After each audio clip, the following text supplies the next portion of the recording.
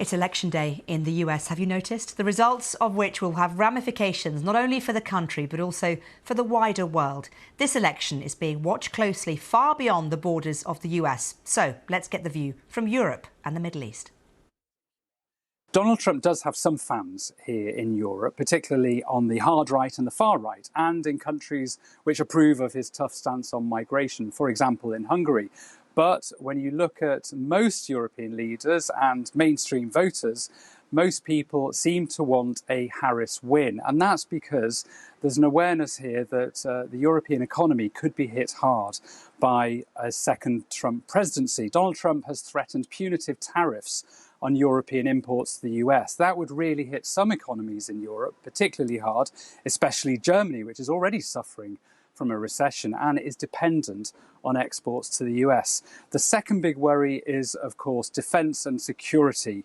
And what we've seen in the past is that Donald Trump has hinted that he would not stick to the NATO commitment to defend allies in the case of an attack.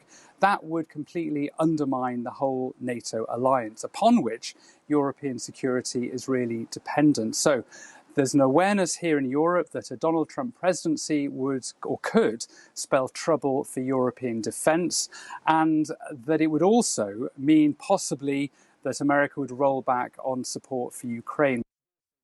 Even as a country at war, the American elections are still front-page news here in Israel. That's because they really matter for this country.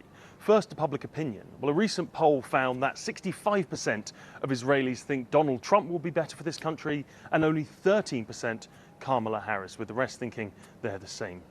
In terms of what either would mean, it's continuity versus uncertainty. Kamala Harris would most likely continue the current Biden administration's policies of being critical but supportive as well. Supportive of the military effort but critical of the humanitarian situation amongst the Palestinians. She also supports a two-state solution, something which is increasingly unpopular here.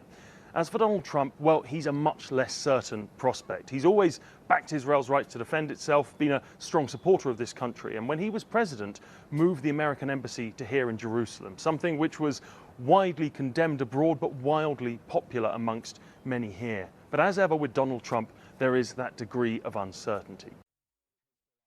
A lot of people in this country don't want to see Kamala Harris being elected. They want to punish President Biden for his policy in Gaza. A lot of people here believe that the Americans have been complicit in the killings of more than 40,000 Palestinians in Gaza in Israel's war against Hamas.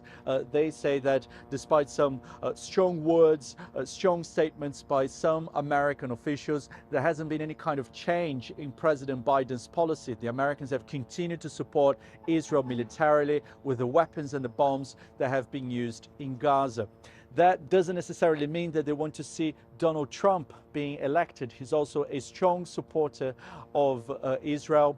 And obviously, here in Lebanon, Hezbollah is backed by Iran. And Donald Trump has been a strong critic of the Iranian government. And when he was president, he pulled the US out of the landmark nuclear deal with Iran. He also authorized the assassination of the Iranian commander Qasem Soleimani.